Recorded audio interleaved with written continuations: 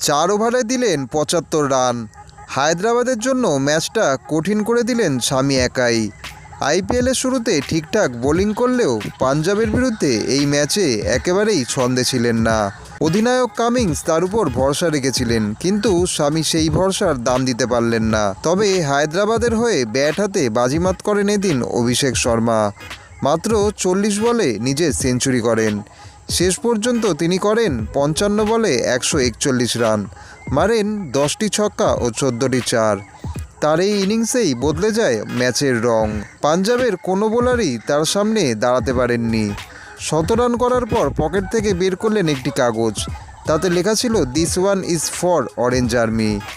অভিষেকের এই ইনিংস ভেঙে দিল কেএল রাহুলের রেকর্ড, যিনি করেছিলেন 132 রান।